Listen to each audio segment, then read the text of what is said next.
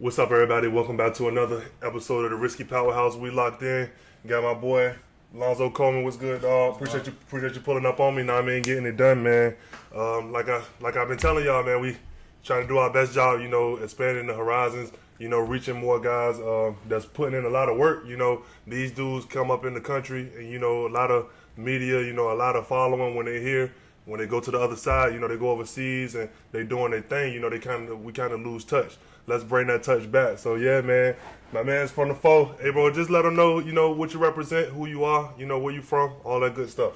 Man, Al'Lonzo Coleman, man, Charlotte native, man, born and raised, man. I bleed that purple and teal, man.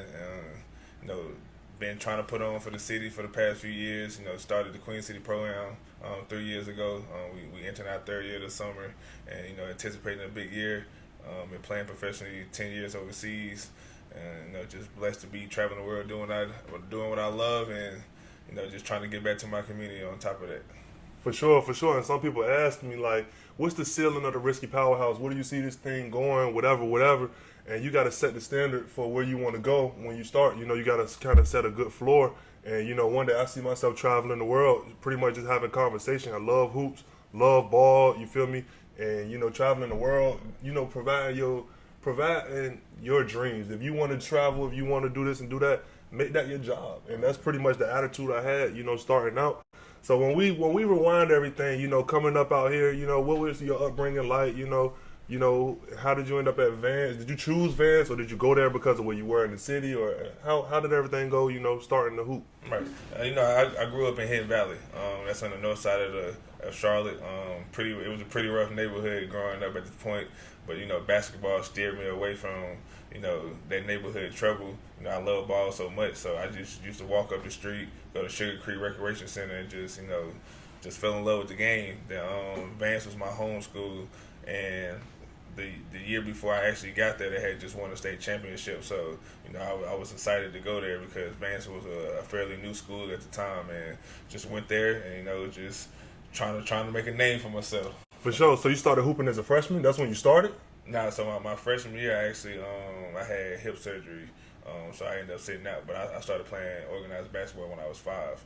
But, But my sophomore year in high school, I actually started playing varsity. So coming towards, the conclusion, you guys starting to get closer and closer to winning it all. Like you said, day one before you got there, how was those upperclassmen years as junior and a senior? It was dope, man. It was a grind, man. My sophomore year, it was kind of a stage shocking experience because, like I said, my freshman year I had to sit out. Then I never played any JV games, and I kind of just got thrown to the wolves my sophomore year. But that experience helped me, elevate my game to that level. We ended up getting a new coach going into my junior year. He kind of changed the culture around, brought that winning attitude back, and we ended up losing in the Final Four my junior year. Then we lost in the state championship my senior year. That was still boy to this day. To this day, I already know how it is when it comes to that. I kind of had a similar situation. My senior year of high school, I was in the band like I mentioned before, Cam. But I was a drum major my senior year, and we went to 3 competitions that year, and we got first place at 2, and we got second place at 1. And that one, I got first place at Nationals, and I got first place at Greenville County. But it just seemed like that one competition at Kingsport was that one that I remember that kind of hurt. I felt like I deserved first place, felt like I was so close, and it was me and my partner. So like, that's the one we talk about to this day. We don't talk about the 2 dubs. We talk about the L, and it's. I guess I don't know. It's all of what you put into it that kind of make you feel it. Later on. So how did the offer come for Presbyterian? Was it like, did they recruit you early, or did they start coming to games and catch on late? How did that come about? So pretty much after my junior year, going into AAU basketball, the summer before my senior year, kind of was like my coming out party. We had a great team with the Charlotte Nets traveling. The coach from Presbyterian College, Greg Nyberg, he saw me at a tournament in Myrtle Beach, and I had a solid performance. But it was a big center that was guarding me, like 6'9". I think I came down, hit a jump hook with my right hand. The next possession I came down, hit a jump hook with my left hand. So he was just like, that was impressive. Like, I want to play like that because I can score with both hands. Then ever since then, like, he came to every game, every tournament. You know what I mean? Like, I'm just like, all right, man, you done saw me play, man. Like, you ain't got to come no more. But then, so he was recruiting me. He offered me, and going into my senior year, I wanted to focus on trying to win a state championship, just because we just lost in the Final Four, and I didn't want to be going through the whole recruitment process of trying to figure out what school I was going to go to. I wanted to strictly focus on trying to win the state championship. Then I took a visit down there. I love the family atmosphere, and it was close to, I guess, a family in the Union area that's like 35 minutes away from my school. So it was just one of those things that played a factor into it. And, it was up the street. It's only like an hour and 40 minutes from Charlotte. So, with all those factoring in, I committed before my senior year even started. So, and you had a pretty successful career over at Presbyterian. I'm pretty sure it was a lot longer than how we was talking about it now as we look back. But you was pretty much a 15-9 guy, consistently over 51% from the field. You know what I mean? In the lane, like you said, left hand, right hand, 71% free throw shooter, hitting your free throws, 6'8", 6'9", big body on the floor. How was the camaraderie of the teammates? Who were some of your favorite teammates? What was one of your favorite seasons there? What were some of the things that you remember most about Presbyterian?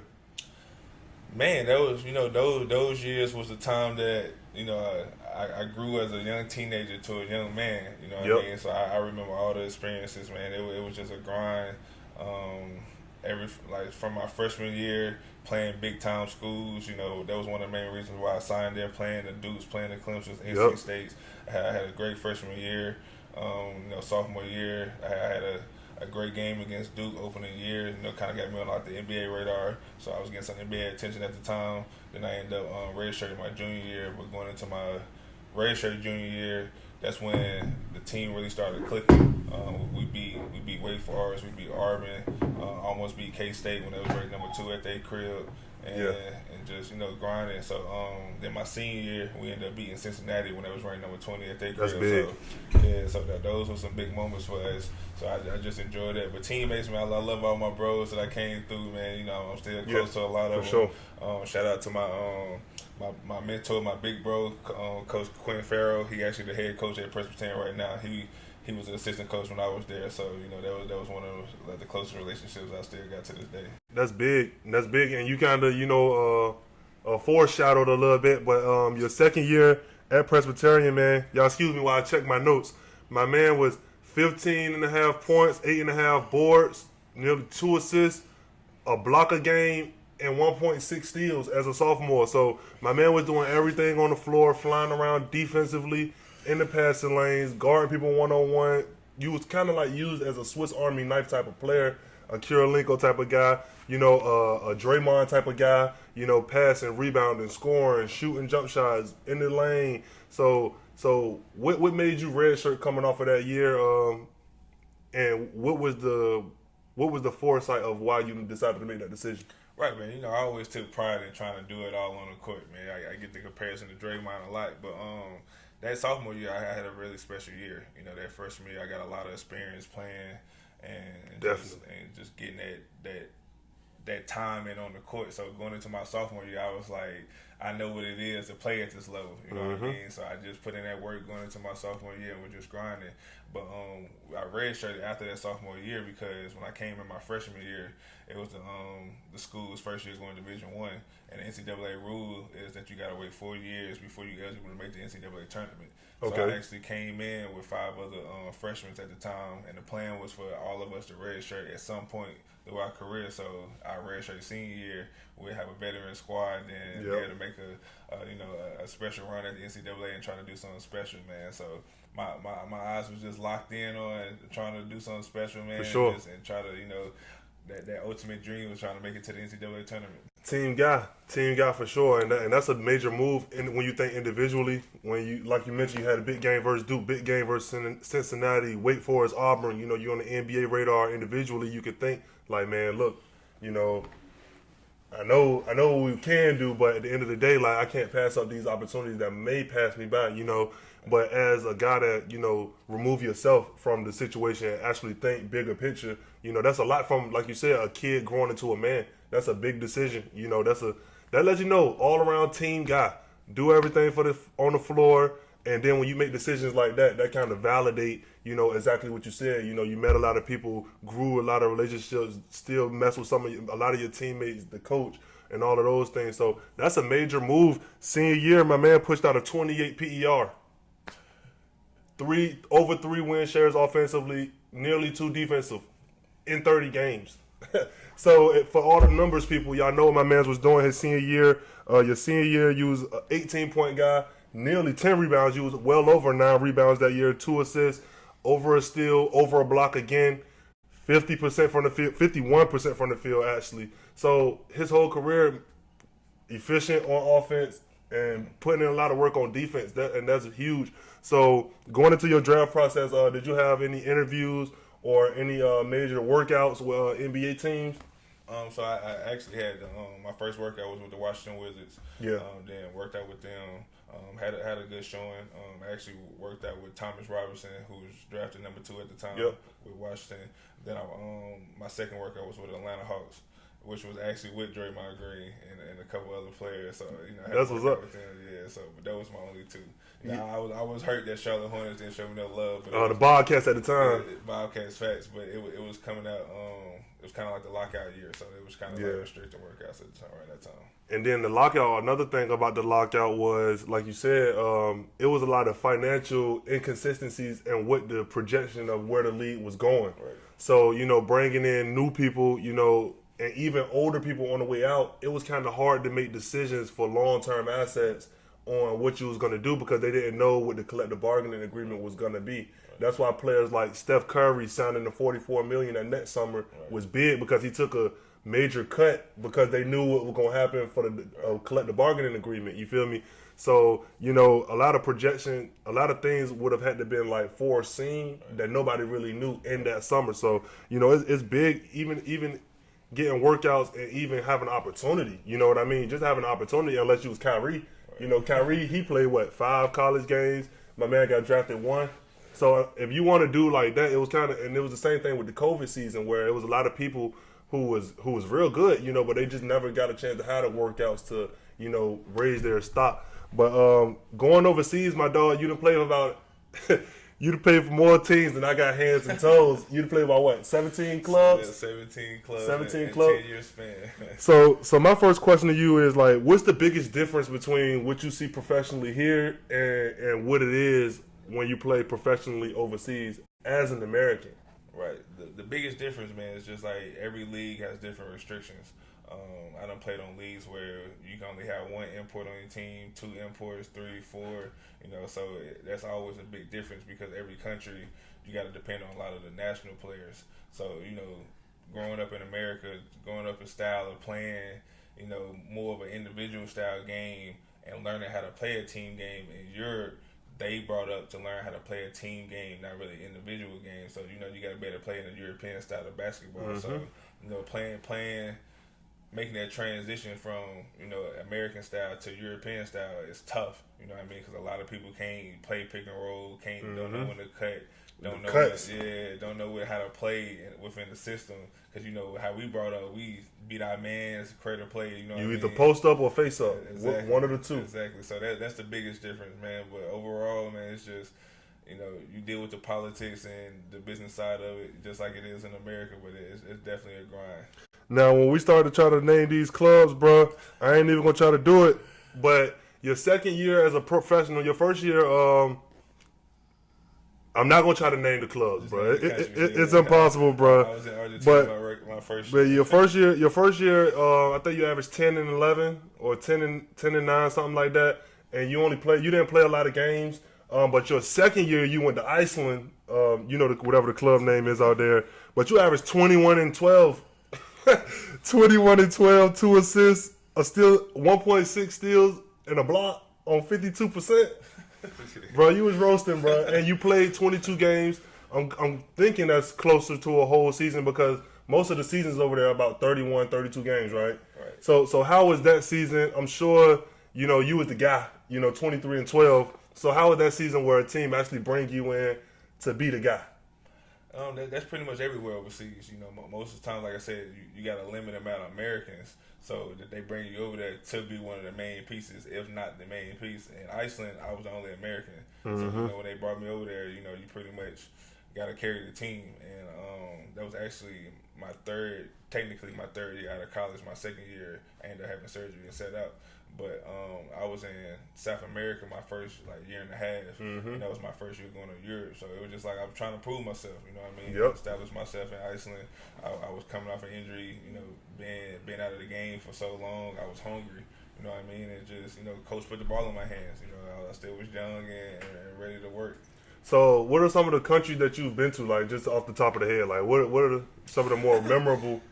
Man, I done been to France, Italy, China, Finland, Iceland, Dominican Republic, Argentina, Mexico, Canada, Israel, Turkey, Hungary,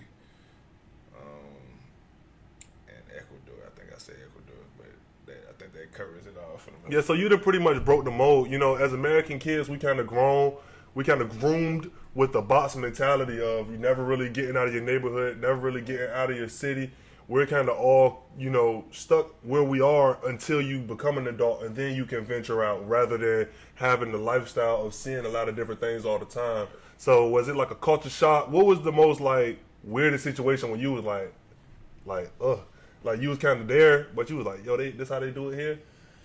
The weirdest situation, that's tough, man, because every country is different. So the weirdest situation, that's a tough one. Dang, I can't even put my finger on it, but I guess I would say maybe South America, living in Argentina, living in Ecuador and stuff like that. Those third world countries where, you know, I done seen a whole family of 6 on a scooter. You know what I mean? A mother, a kid, a newborn baby. You know what I mean? Just seeing a whole family. That's just how they live, transfer, how they travel and everything. Then some countries I've been in where they actually travel with their kids in the front seat. You know, that's illegal in the States. It's everything. It's just differently. My mind is going blank right now. There's so many different ones to choose from. But all the culture is definitely a culture shock in a lot of places. Now, discipline is a big thing because when you're starting to venture out, you're starting to see new things. You know, like you said, you're the American on the team, so you kind of have a higher value in terms of the way they view you. You know, they kind of expect you to be good. They expect you to be athletic. They expect you to, you know, do things that pretty much they can't do physically. So with that cachet comes a responsibility. You know, how do you handle exploring and living that new area as well as keeping the track on for what we're here for? You know, that's part of the job, man. That's the profession. You know what I mean? You're not in college no more where college coaches hold your hands or things like that. You're a professional. Once you sign that contract, they bring you over there to do a job. You know what I mean? And that's to perform. And it's up to you if you're going to take care of your body or, you know, prepare yourself to be able to perform at a high level. Because, you know, they're not asking too much out of you, really, because you practice anywhere between 2 to 4 hours out of the day. The rest of the hours is free time. You know what I mean?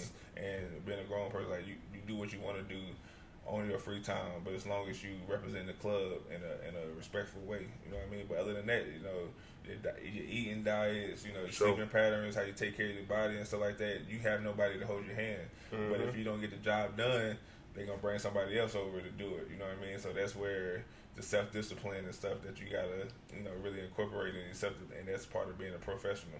Yeah, when I had my interview with Demario Mayfield, if I'm not mistaken, he came up through Iraq primarily, and he was just telling me how, you know, the food there is just he said he would rather have Iraqi food over soul food at this point in his life. So, what were some of the better meals you had outside of America? Best foods, man. We all like food, bro. Right. Hey, look, at the end of the day, we all respect somebody that can throw down. Right, facts. It's dope, man, to go to different countries and get the different tastes and stuff like that. But Israel definitely got the best food for me personally. I love Mexican food. You know, the burritos, tacos, and stuff over there. That was good. Italy, I love Italy food. The pastas, Heavy pasta. Pastas, but like most of the foods in Europe, like it's healthier, it's fresher. Fresh. You know what I mean? Yep. And in the States, they just kind of do whatever they can with regulations to make money.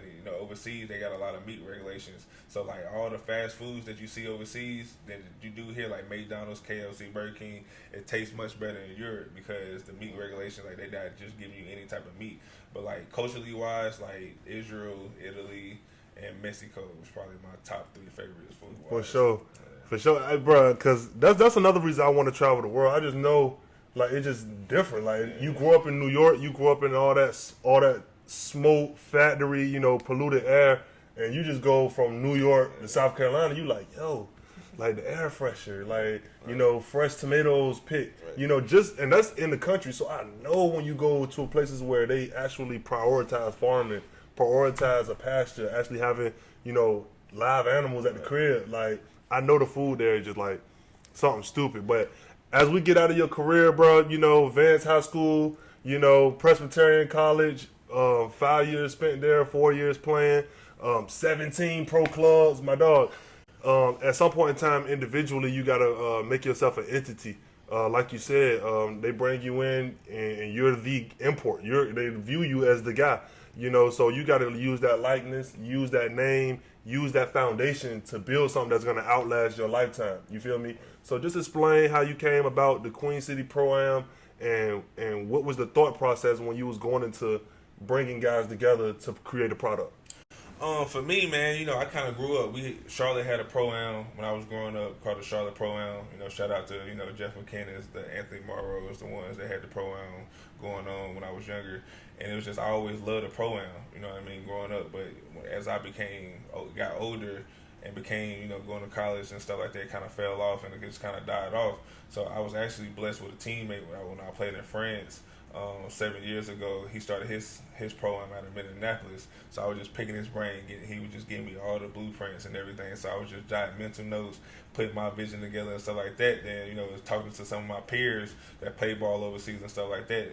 Kind of threw the ideal out there to kind of, get the feedback on how they feel about it. They were like, yeah. So they kind of just gave me that confidence. So I just started putting the pieces together. Yeah. And 4 years ago, which was planning, our first year was actually during the COVID year, and it was tough because, I did all this planning, then COVID kind of shut it down. We just wanted to get something on the court. So, we didn't have a full summer, but we ended up doing a tournament style, which was a blessing. Last year was tremendous. I couldn't have wrote a better script. Then going into this year, it's like the huge anticipation.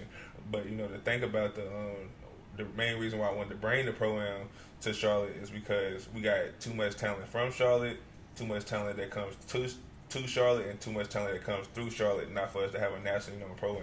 Yeah. You know what I mean? And for me, to be the competitor I am, like, I just study all the other Pro-Ams in other countries. I mean, not other countries, but other states and stuff like that. Other areas. Like, you know what I mean? California, New York, and stuff like that, and just saw how they move. And, like, my mindset is try to make the best Pro-Am in the country. You know what I mean? That's how I'm approaching it. And for me, God done blessed me so much through the game of basketball, allowing me to travel and seeing how other people live in, some things we take for granted and stuff like that.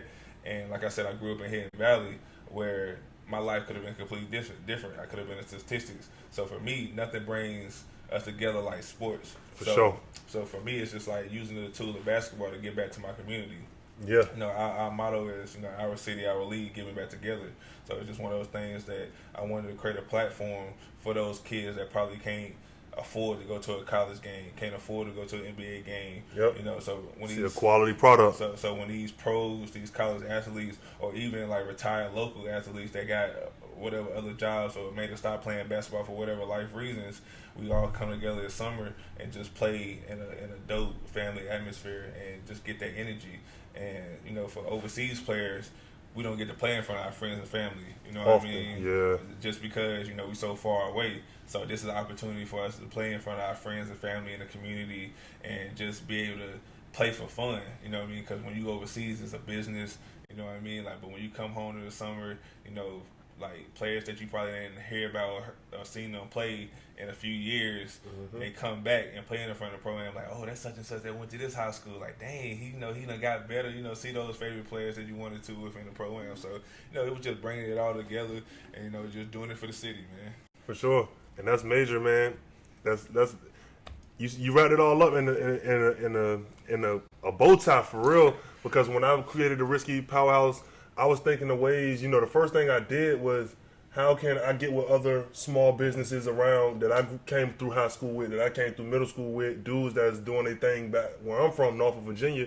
How can we get together, start a city day book bag drive? I want to do a live panel.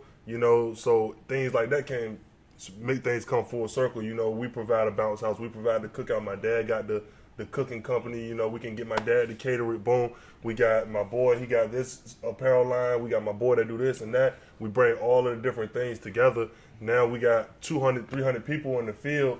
You set up your panel. Now we got a live show. It's different things, different ways that you could create an angle or entity for yourself that not only help your platform grow, but it also gives back to the next, and you can show them how to create something. It's bigger than just you doing something so everybody can see you. Like you said, doing things through the back door is always better than the front because of the expectation. The expectation, people just appreciate seeing you do something that works. So you actually showing people a blueprint. A lot of people over the 5-6 years from now gonna come back like, bro, how did you get it started? How did you go about this? The same way you picked the brain from Indiana guy. You know what I mean? So all in all, I said all that to say, like, everybody have people watching them, bro. It's more people watching you than you think. And I'm sure the kids and even some adults that's from here that just seen the city go from here to here, they going to appreciate that for sure. And I'm definitely going to be in the building. I'm going to try to get that flyer to Trez Harold too. I was on Trez Live and I was just asking him to come on my show, but he just started a pod himself. And he was just like, hey, young fella, hey, support my pod. Like, we on the same grind. Like, you might not be in the NBA, but we at the same spot. Right. And I was just like, hey, I appreciate that. Even though it was a live conversation, but he was talking to a lot of other dudes about 9 pro-ams that he gonna play at. Right. So he was just like, hey, shoot me the flyer. I'll consider it. It's in Carolina. That's easy. You know what I mean? So that can be big, having a guy like Trez come through your pro-am. And, because we know what Trez do in the summertime. He probably the biggest tour basketball player in the summertime that we got right now. Like, it's not too many players that, go to every pro-am and just ball in the hood. He actually pulled up last summer, man. He put Word? Up, man. Yeah, he pulled up twice last year. We had some big names in the building last year. LaMelo Ball came through. He watched. He wanted to play, but, he was kind of fresh out the wrist injury. Mm-hmm. Mario Chambers came to play. My bro Steph Curry came through. Right, that's big. Who else? Sendarius, Thornwell, Rajon Tucker, that's from Charlotte. He with the Milwaukee Bucks. Yeah, right now. I know Tucker. Yeah, I heard that name before. So we had some few heavy hitters. Maxwell, Mad Max from back in the old days. Vernon Maxwell. Yeah. He came through, watched a couple games. So, but this year, like we definitely gonna have a lot more NBA players to come through, like some Charlotte Hornets players. That's and big. Other players and stuff like that. So, like we growing, man. It's just all guys doing, man. It's just just using the platform to expand. And I started my pre-sales last week. Y'all should definitely lock in on the Instagram, get y'all shirt sizes and y'all preference of t-shirt that y'all want. The RissKy brand is starting to expand. We starting to get the revenue flowing so that we can get the travel and the stay going, so we can touch guys like this. You feel what I'm saying? We trying to expand, man. We trying to get to the West Coast, the North, the South, Arizona, and eventually it's gonna spread to overseas. Actually getting to your game, vlogging the experience of coming to a game in Argentina or wherever you at, and then actually having the interviews like that. So that's the end goal, But being in the building, you are gonna see the wave, but you're just gonna see a little dot. It's gonna be about 5 people all RissKy'd up, and that's all it's gonna take. One little point, bro. Because I'm interested to see. I like to see the growth of things. I like to see things go from here to there. You know what I mean? Because a lot of people, they respect the end goal. They respect where you get to. But you got to respect the 1,000 days it took to get there. Right. You know what I mean? Those more valuable than the 1,001 day where it's like already big, Right. And that's huge. Let's talk about your SemiPro Club. What was your, I'm still calling it a club like we overseas. What was your thought process in starting a SemiPro team? Similar to the Queen City Pro-Am, man. Creating that platform, the extra platform for the city. For me, I got a lot of bros that's good enough to play overseas that just then, life took them in a different route, or they might not have a strong enough resume to get overseas. So to start the SemiPro team, man, was just creating that extra platform where they're able to play games and get some footage and try to help them to get overseas. So just putting that together, man, just trying to bring something else for the city. You know what I mean? Like it's sure. all about creating that platforms. You know, for the people in the community, in the city, you know, positive outlets. You know what I mean? Like we need more positive outlets around, you know, city, so you know the youth and stuff can be positively influenced and motivated, you know, to chase their dreams. You know what I mean? So it was just about putting that together, you know, and building. You know what I mean? Every time you're trying to build something, it's gonna be it's gonna be a grind. It's gonna be growing pains. You know what I mean? So we had a good first year. You know, and learned a lot. You know, rolling with a lot of punches and stuff like that. But looking forward to going in the second year. That's major, and that's major. Like, look how lightning get caught in the bottom, man. Because when you talk about like creating a platform for the next person to be able to, you know, leverage that platform to create a better end goal for them.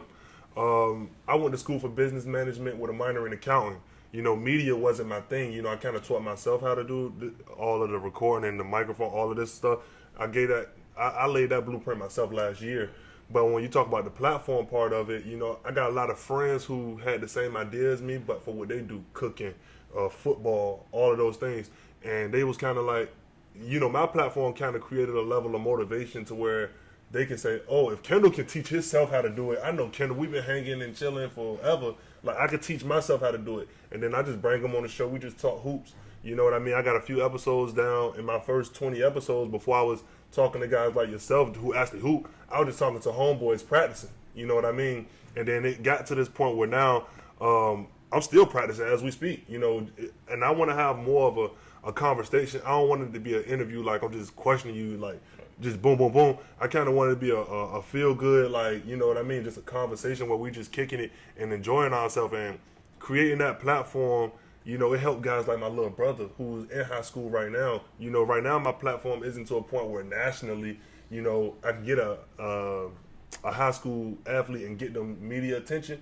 But at some point, it's going to get to that point. You know what I mean? And guys like my brother, shout out to Desire Short over there at Manor High School in Portsmouth, Virginia. Shout out to Kyrie Mullen, just committed to Hampton. They in the Big South as well. Just committed to Hampton University. It's for like the smaller guys on the way up. You know, guys like you coming on is expanding the platform for people coming out of the high schools, and that can get them exposure for if they haven't been able to do it themselves. Because it's hard to catch lightning in the bottle in terms of media, like as a high school athlete, you know. And you came up in the era before social media was even a thing that you can build up. You feel me? So, like, how would you, if you were in your senior year of high school, how would you try to get somebody to talk about you on the floor? Like, could you go to a news company like, hey, we had a game, you know? How would you even try to do that? Shoot, before social media era, man, like it was the grind. We even like high school basketball, like we had like news coverage, but it was only every Friday. You know what I mean? So you gotta put on, like, you gotta really do something spectacular to try to make that little, you know, minute snippet of highlights. You know what I mean? And for high school, like, you only got your full name in the newspaper if you scored 10 or more points. If you don't, if you score less than 10, you just get your last name. So you had to put in the work to get noticed. You know what I mean? Like, we ain't have platforms, media in the building, Instagram and stuff like that. So it was all about putting in the work and word of mouth. You know what I mean? Like, one game might sprinkle out, you know, a little bit, but if you're doing it game after game, y'all winning, you know what I mean, that's going to start getting people to come to the games. You got to see it live, you know what I mean? So I didn't grow up in that social media era, you know, I grew up in that. Hey, look, when you start saying, my man a 10-year pro, 10 years, bro, 2022, that mean 2012 was the first year overseas. Yeah. You know, it's a long journey, bro. I graduated from high school in 07. Feel old, man. Bruh, 07 was my 5th grade. I was in 5th grade, bro. I'm 25 right now. I was in 5th grade, bro. You graduated high school, I'd have been through middle school, high school, and college. And I did 5.5 years in college. I want a 4-year, 4 and go. 5.5. So it's just a crazy journey, bro, to see you get to this point. You know, if anybody told you lately, bro, today, I'm proud of you, bro. You doing something for not only your city, for yourself. It's a brand that's going to outlast your lifetime. You know, when you long gone, hopefully, you know, guys, you know, from the future, you know, we only can pray and predict, but hopefully they do the right thing, keep it strong, and, you know, keep it in a respectable way. You know, you wearing your brand respectably and you pushing it, you know what I mean? And that's major, bro. So Appreciate you, bro. My man Zoe Cole pulled up to the show, man. Pulled up to the show, and I just appreciate that, bro. Definitely helping my platform grow. You know, getting your platform out to some ears that probably ain't heard it, and you know, just keep pushing, bro. I'm gonna pull up to the pro round this year for sure. Catch a couple games. And I'll see you then. All love, man. You know, like you just told me, I'm proud of you, man. Keep pushing, man. You know, it's always tough, man, to get out there on your own, man, taking a leap of faith. But you know, if you're gonna bet on somebody, you might as well bet on yourself, man. So keep going, man. I appreciate you. For sure. Me. Hey, if y'all made it this far in the video, y'all should definitely like, drop a comment, let me know what y'all think. Subscribe to the channel if y'all new. Got my man Al'Lonzo Coleman, man. 10-year vet overseas, bro. 10 years, 17 teams. Think about that. Yeah, man, my boy putting in a lot of work. Queen City Pro-Am. Y'all pull up, get y'all tickets ASAP. Yeah, we out here. For the foes. It's the RissKy Powerhouse, North of Virginia. Hey, 7-5, we out here. Charlotte.